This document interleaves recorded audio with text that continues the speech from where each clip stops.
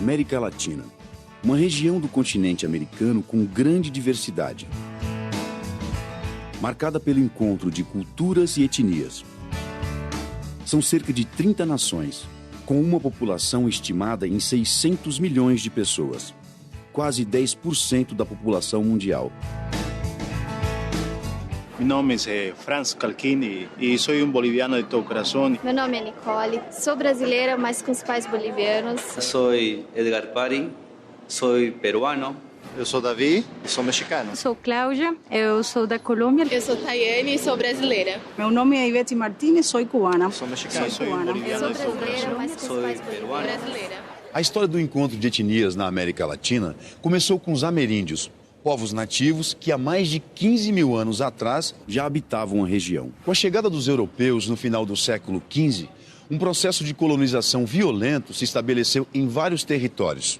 Espanhóis e portugueses, sobretudo, exploraram riquezas naturais como ouro e prata para enriquecer a Europa. E impuseram seu domínio a partir de lutas e do extermínio de alguns povos. No caso português, a produção foi organizada a partir da cultura intensiva da cana-de-açúcar. Então, nesse processo de colonização, naturalmente os colonizadores vieram para cá. Aconteceu uma miscigenação dos colonizadores portugueses, dos conquistadores espanhóis, e isso gerou uma mestiçagem latino-americana que até hoje é considerada a grande marca da cultura latino-americana. Mais tarde, alguns países da América Latina passaram a usar força de trabalho escrava vinda da África. Foram séculos de misturas que enriqueceram ainda mais a diversidade cultural latino-americana. Isso fez com que muitos dialetos africanos se misturassem na língua brasileira e entre eles próprios. Da mesma maneira, essas etnias escravas acabaram se miscigenando. Na região do Caribe, nós tivemos uma situação muito parecida com a do Brasil. Franceses, holandeses, ingleses trouxeram também grandes contingentes de escravos negros para desenvolverem essas atividades econômicas. E ali aconteceu um processo bastante semelhante ao que aconteceu no Brasil. Porém, o contingente de colonizadores brancos nessas ilhas era muito menor, né? E houve uma cisão cultural mais acentuada, não havia tanta mistura. As línguas faladas por aqui também são uma expressão da diversidade latino-americana. Embora as línguas neolatinas sejam dominantes, como o castelhano, português e o francês, com os colonizadores vieram o inglês e o holandês. Ainda persistem também algumas línguas ameríndias, como o quichua, falado em países como Peru, Equador e Bolívia. E a língua guarani, usada, por exemplo, por povos do Brasil e do Paraguai. Essa diversidade linguística é um dos elementos fundamentais da unidade, tanto da América Portuguesa, no caso do Brasil, que tem essa dimensão continental, como aconteceu também com as comunidades da América Hispânica. Então, usando a mesma língua, você consegue fazer o trânsito mais fácil de outros aspectos da cultura, como alimentação, vestuário, práticas religiosas e assim por diante. A América Latina tem uma extensão de 21 milhões de quilômetros quadrados. A região começa na fronteira entre México e Estados Unidos, sendo o México o único país latino-americano que se localiza na América do Norte. Aí vem a América Central, com países como Guatemala, Belize, Honduras, El Salvador, Nicarágua, Costa Rica, Cuba e outros países insulares de pequena extensão territorial. A América Latina continua na América do Sul, onde ficam países como Brasil, Venezuela, Colômbia, Peru, Bolívia, Chile, Argentina, entre outros, e termina no extremo sul da América do Sul. Quando a gente pensa em diversidade latino-americana, sob os aspectos culturais diversos que ela apresenta, nós temos que levar em consideração o ambiente geográfico. Nós temos ali 4 subsistemas geográficos. Em primeiro lugar, você tem a América Central e Caribe, que é uma região que está localizada muito próximo da linha do Equador e, portanto, tem clima diferente, vegetação diferente e tem uma diversidade geográfica própria, como acontece, por exemplo, com a antiga região Maia. que hoje é parte do México, Honduras, Guatemala, Belize. Depois nós temos o subsistema amazônico, que abrange um pedaço grande do Brasil e de vários outros países que fazem fronteira com o Brasil, como é o caso do Peru, da Venezuela. Depois nós temos o subsistema andino, que é caracterizado, evidentemente, pela Cordilheira dos Andes.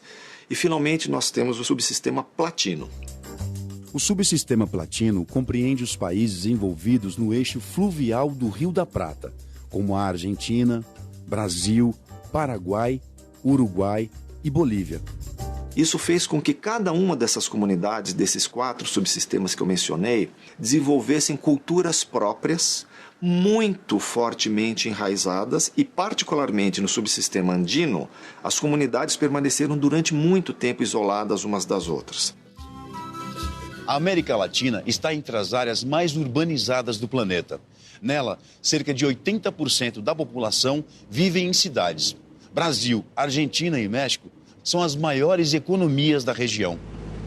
Nós temos países com alto nível de industrialização, como é o caso do Brasil, da Argentina, do México, e nós temos países que são pouco industrializados. Dentre os países pouco industrializados, nós temos aqueles países com baixo nível de desenvolvimento social, como é o caso do Haiti, como é o caso do Peru.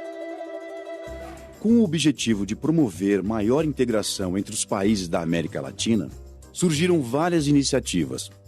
A CEPAL, Comissão Econômica para a América Latina e Caribe, por exemplo, é uma organização criada em 1948 pela ONU, com sede no Chile. Uma de suas intenções é reforçar as relações dos países da área, tanto entre si como com outras nações do mundo.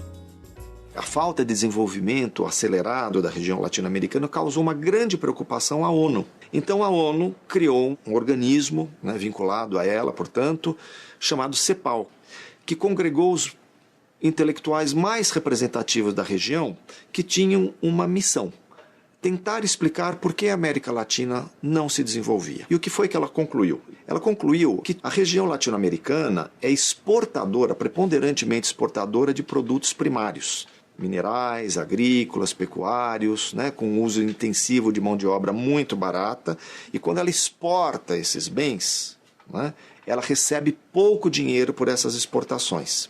Então, na balança comercial das relações comerciais internacionais, a América Latina estava sempre deficitária. Ela vendia muita coisa barata e comprava muita coisa cara. Na década de 50 e 60, a CEPAL ela influenciou muito o processo de integração regional, mas numa perspectiva mais de desenvolvimento interno. Portanto, integrar esses mercados do ponto de vista do comércio, do ponto de vista da indústria, do ponto de vista dos investimentos, quer dizer, integrar economicamente o continente latino-americano.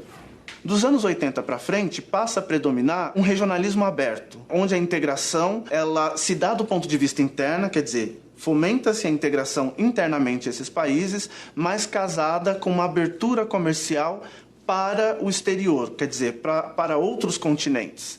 Outra organização de grande expressão para alguns países da América Latina, especialmente o Brasil, é o Mercosul. Os membros permanentes são os países da América do Sul: Brasil, Argentina, Paraguai, Uruguai e Venezuela. Na pauta de intenções está a livre circulação de bens e serviços. O Mercosul, ele tem desde aquela perspectiva de integração mais para dentro, portanto, criando uma união aduaneira, criando uma tarifa externa comum para proteger as economias dos seus estados-partes, mas também ele estabelece diversos acordos de livre comércio com outros países e regiões para ampliar sua inserção internacional do ponto de vista econômico. Mas há países que não estão interessados exatamente nesse modelo de integração. Preferem uma abertura comercial mais ampla. É o caso do Chile, é o caso da Colômbia, é o caso do Peru, que estão envolvidos em diferentes projetos de integração regional no mundo. Nós temos historicamente um equilíbrio de poder entre Brasil e Argentina. Muitas vezes os interesses econômicos, estratégicos, políticos que o Brasil manifesta no Foro do Mercosul contrariam interesses regionais latino-americanos. São interesses que colocariam o Brasil numa posição de mais poder em relação aos seus vizinhos. Então, os poderes regionais latino-americanos, muitas vezes representados pela Argentina, e às vezes os poderes dominantes do mundo, auxiliando a Argentina, fazem com que a Argentina crie uma situação de reequilíbrio de poder. E, no caso específico do Mercosul, a Argentina é um país importante no equilíbrio econômico e estratégico do Mercosul enquanto processo integracionista.